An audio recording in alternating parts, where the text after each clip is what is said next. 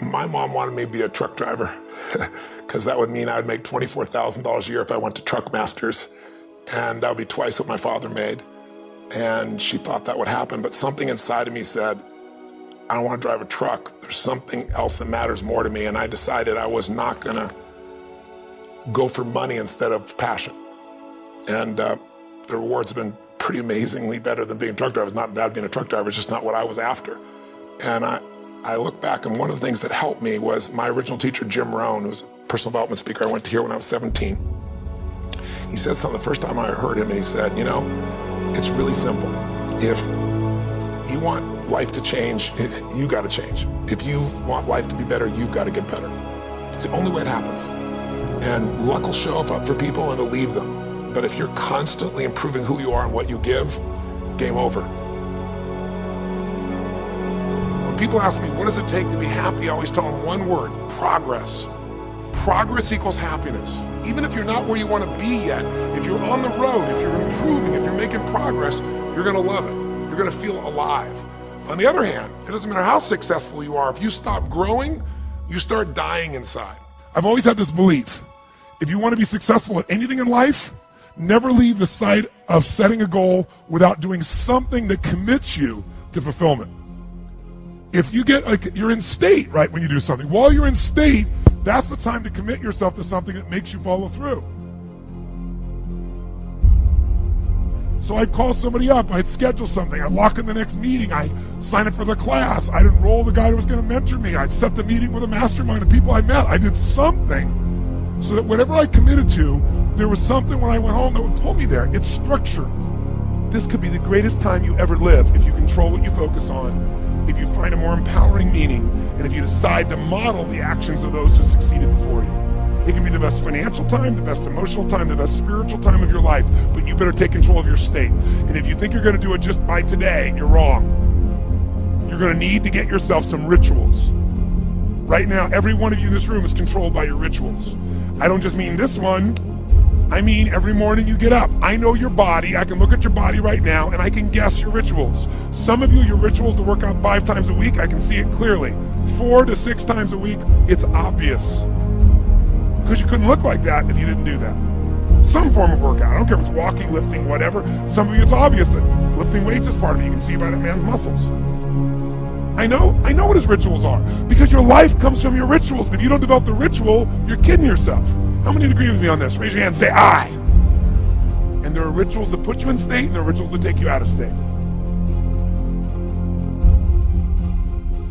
But if you've got what you know, that focus, the target, and you got the toolbox, and you're still not getting what you want, it's because you got inner conflicts. That's the third pillar. You've got to resolve your inner conflicts. Because that, as I try to explain to you, 80% of success in anything is your psychology, and 20% is the mechanics. So those inner conflicts are when you take 2 steps forward, you pull 3 steps back, right? When you say, boy, I'm totally committed to this, but you don't follow through. This is my expertise, the why guy part. Why? Why do you keep saying you want this? You have crystal clarity, you have the tools, and you're still not getting it? There's a conflict in you. Align your life with what is most important to you. And then once you are in a position where you're aligned, guess what you'll do? Take action. You won't have to work at it. When everything's in alignment, there's nothing pulling you away, boom, you go for it.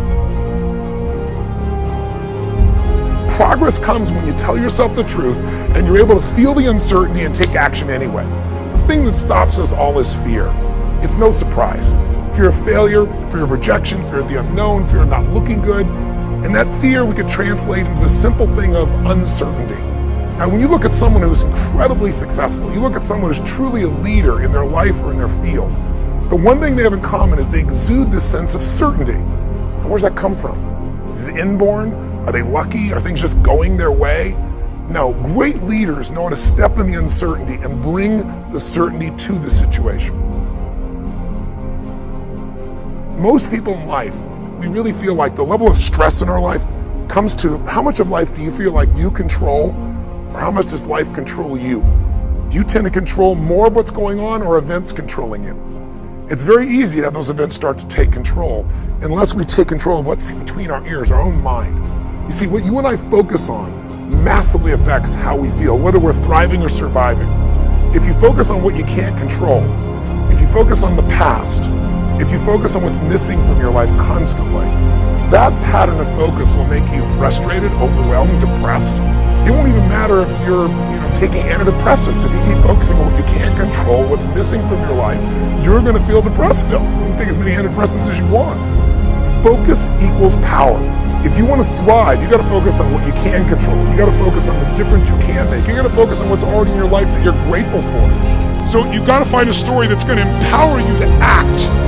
A story that's going to get you to find the breakthrough. Because otherwise, with a lousy story, you'll never find the strategy, or you'll come up with a reason why it's too expensive, you can't get there, you can't access it, or you'll even get the strategy and then half-assed apply it just so you can reward your story that says it doesn't work because I tried it. Resourcefulness is the ultimate resource.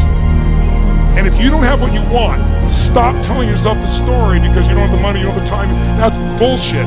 It's because you haven't committed yourself where you would burn your boats. If you want to take the fucking island, burn your fucking boats, and you will take the island, because people, when they're going to either die or succeed, tend to succeed. But most of us give ourselves a way out, and that's why we don't have what we want. I was thinking about where this journey began for me, my desire to serve. Every day before I get on stage, I do this thing to whip myself into a peak state, and then my last words are, "Use me, Lord." that's my prayer. And every day my goal is to be a blessing in people's lives. Just do more, give more, share more, create more. And what you need will be there. It's like air. You don't stop to think about when you take a breath whether it'll be there or not. It's always going to be there. Yeah. You just got to do your part.